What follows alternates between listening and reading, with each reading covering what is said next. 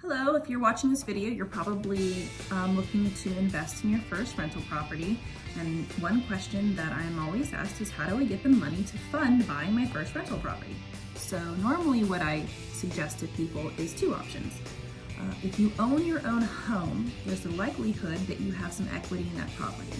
Depending on when you purchase that property, you can probably go to your lender and figure out how to do a HELOC, which is a home equity line of credit. That's where the bank will lend a certain percentage of the money you already have in your home out in cash. Sometimes it's a revolving credit limit, sometimes they'll just do a full cash out refi on your entire property. Let's say that you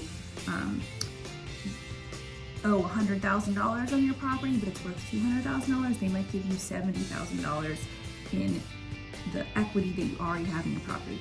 So that's opportunity number one, to pull your cash out in order to put a down payment and or buy a distressed property, pull out cash.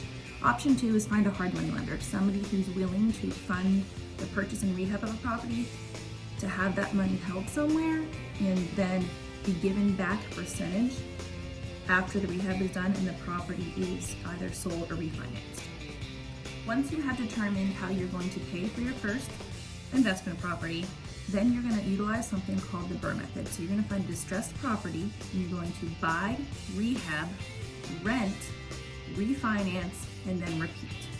And what that really means is that you're going to find a property that is undervalued. So you're going to use your cash to buy it outright. And then you're going to put the money and renovations into the property.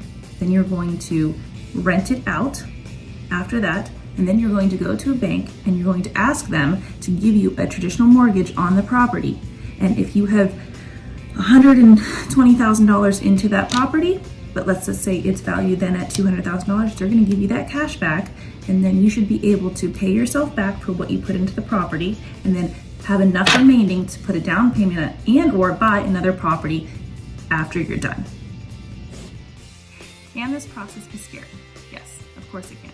Anytime you are taking your money, your assets, and you are buying something, especially at the price point that we're talking about, it's going to be scary. When you're buying a car, it's scary.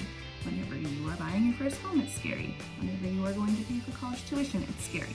However, it's good to know that this process is something that has been repeated over and over again by many, many investors, and you're using the money that you already have and putting it forward into buying something else.